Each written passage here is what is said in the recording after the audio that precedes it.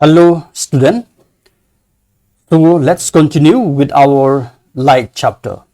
In the last class, we have learned about the human eye, if you remember, and I hope you have checked the diagrams properly and know also the different parts of the human eye. But today, we are going to talk about the defect of vision. If you remember last time, I was talking about the lens, okay, in the human eye. If there's a problem with the lens in the human eye, then you see, we may have, the defect of vision. That means we will not be able to see things clearly. But actually, this defect of visions are of two types, okay.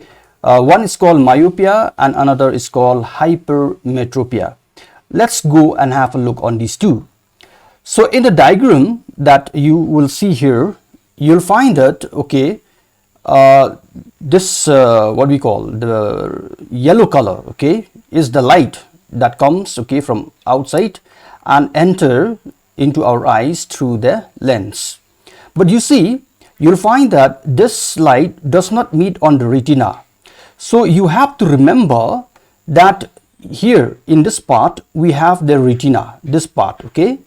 So if you remember, I have told you that the image will be seen only when it will form on this what we call retina, okay.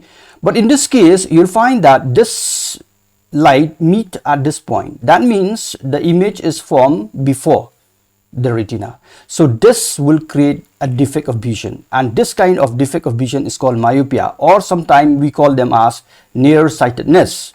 That means what happened here, this person can see things which is near clearly, but he cannot see the far distance. The far distance will not be, that means clear. Okay, so this type of visions is called myopia. All right. So after that we have got, say, another one, which we call them as hypermetropia. Okay, this one. Okay.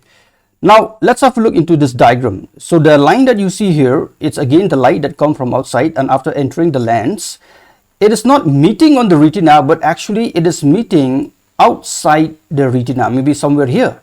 Okay.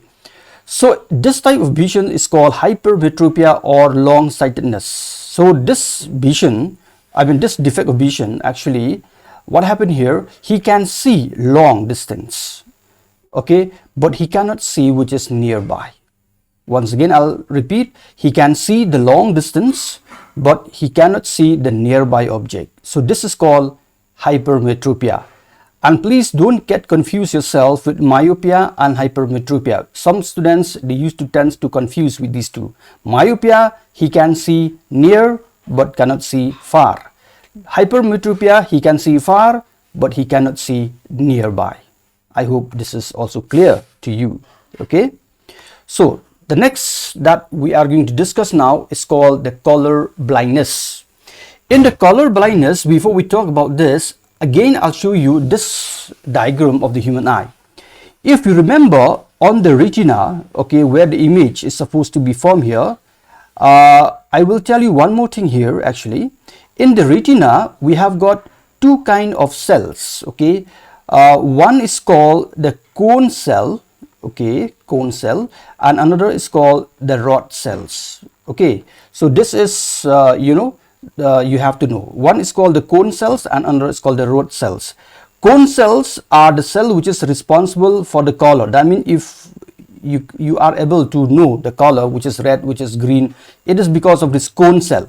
But rod cell are responsible for the brightness. That means how much is bright, so that can be, differentiate by this, rod cells. Now, why I'm telling you this one?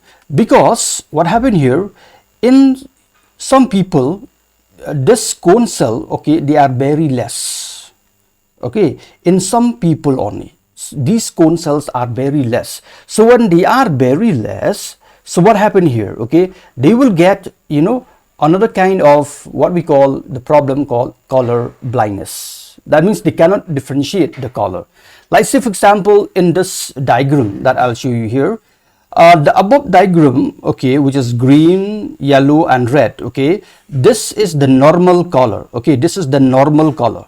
Okay, but in the people who are having color blindness, they will see something like this. Instead of green, they will see it's like yellow or something like that. Or maybe instead of red, they may see again yellow. Okay, so this type of people, they will not be able to know, okay, that this is red or this is green. Okay, so they will be confused with this color. So this type of, you know, problem is called the color blindness. Okay, you can check that. And here it is because the cone cell are very less. All right then. So the next things that I'm going to talk after this color blindness is the Braille system. Yes. Now what happened? There are some people who are blind, okay, who cannot see things. But how they are supposed to, you know, like read things, okay, or understanding things without looking at them?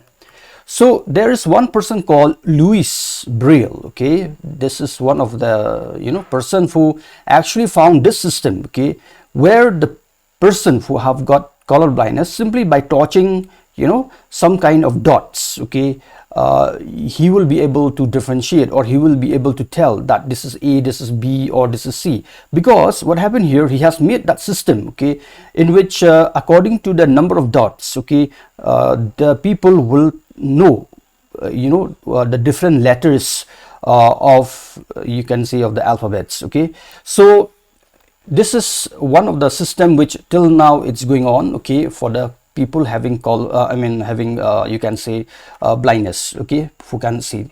So this system is called Braille system. Now whatever I have discussed with you, it's all there in the textbook. Please go through them, okay.